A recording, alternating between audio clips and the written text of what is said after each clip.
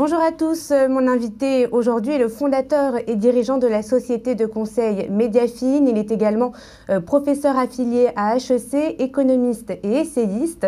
Édouard Tétrault, bonjour. Bonjour. Merci d'être avec nous aujourd'hui pour cet anniversaire. Ce sont les 1 an de François Hollande à l'Élysée. Quels vœux souhaitez-vous au chef de l'État pour cette première année ?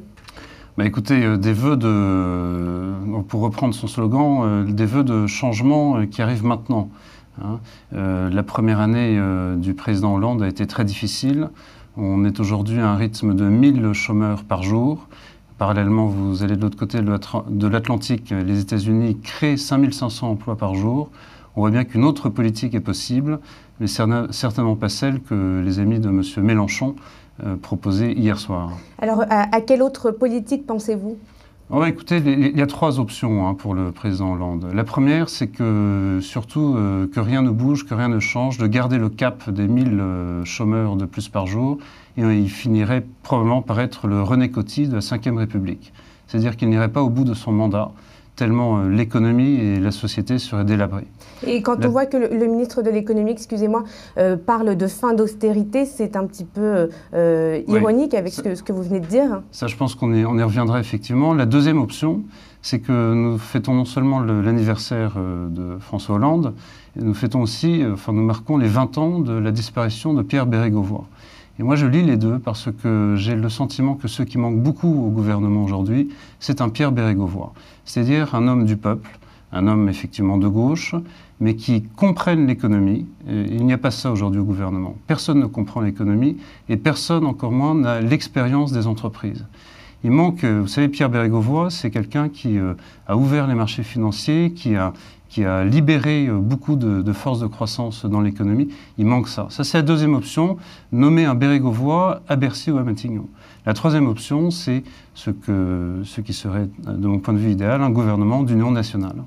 Alors pour cet anniversaire, la France a également reçu un cadeau, si l'on peut dire, de la part de Bruxelles, c'est-à-dire 2 ans de plus pour réduire son déficit. Est-ce que c'est un cadeau empoisonné finalement ? Oui, absolument. J'entendais Pierre Moscovici, je crois, dire hier, l'austérité c'est fini. Écoutez, l'austérité, elle n'a même pas démarré en France.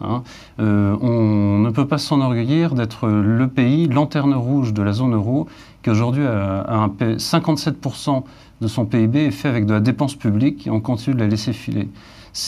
Le délai que nous accorde Bruxelles est intéressant s'il est exploité pour faire de vraies réformes structurelles de fond, une autre politique et non pas celle qui crée 1000 chômeurs supplémentaires par jour et en particulier chez les jeunes. Pour cet anniversaire, l'Élysée ne fait pas de fête en grande pompe. François Hollande a plutôt donné une interview au journal allemand Der Spiegel. Est-ce que c'est une façon d'essayer de se rabibocher avec les Allemands ? On a vu que récemment, le Parti socialiste a eu des propos assez virulents envers Madame Merkel. Est-ce que la relation franco-allemande est définitivement entamée ? Oui, alors c'est là où je pense François Hollande et Jean-Marc Ayrault ont un rôle fort à jouer. Par rapport au reste du Parti socialiste qui est dans une folie pure. Quand on parle de confrontation avec l'Allemagne, je pense que vraiment on ne sait plus où l'on habite. L'Allemagne a fait des efforts considérables depuis 10 ans, depuis même beaucoup plus, avec les réformes Schröder, a réussi l'unification avec l'Allemagne de l'Est sans coup férir.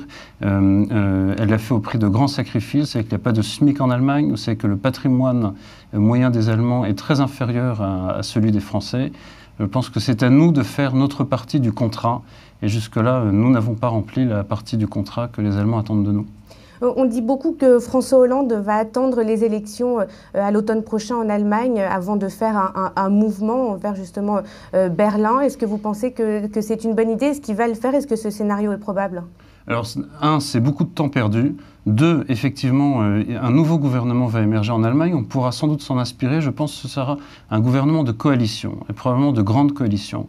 Et c'est peut-être là aussi que nous avons une clé, nous avons une partie à jouer en France que nous n'avons pas encore tentée, qui est l'Union nationale. Je pense que vous avez vu le flop de la manifestation du Front de gauche hier à la Bastille. Il y avait 30 000 personnes, c'était ridicule. 180 000 selon les organisateurs. Voilà. C'est 30 000 personnes à la Bastille, 300 000 Français qui vivent à Londres aujourd'hui.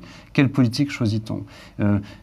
François Hollande a une occasion historique de se démarquer, de laisser de côté son extrême gauche, la gauche de son parti, et de s'assumer enfin comme ce qu'il est, c'est-à-dire un social-démocrate réformateur, et d'aller chercher du côté de la droite républicaine, du centre, des personnalités qui sont capables de conduire avec lui un programme de redressement.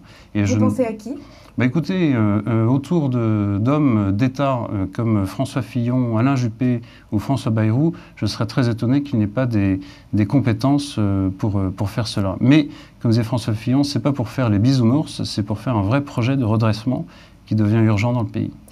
Un dernier mot sur les déclarations de M. Ayrault hier soir à la télévision, avec une annonce majeure, celle de l'État qui pourrait se retirer dans des entreprises publiques. Est-ce que vous pensez que c'est une bonne idée? Est-ce que ce serait efficace? Oui, vous voyez, ça c'est une bonne idée. Cela montre que ce gouvernement est social-démocrate. Il faut qu'il aille encore plus loin. Moi je pense que c'est une très bonne idée. Vous prenez les 4 principales entreprises publiques aujourd'hui côté EDF, ADS, etc. Vous avez 50 milliards d'euros activables. On peut même penser à plein de choses. On peut même penser à instaurer des golden shares, c'est-à-dire vous vendez les 15% par exemple de l'État dans l'ADS. Ce serait une nouveauté en France, ce système de golden share. Oui, cela a été pratiqué en Grande-Bretagne. Il faudrait l'étendre au niveau européen, mais cela serait tout à fait intéressant, notamment si l'État veut être stratège dans certaines filières industrielles, en particulier le numérique, l'aéronautique, etc. Merci beaucoup, Édouard Tétrault. Merci à vous. À bientôt.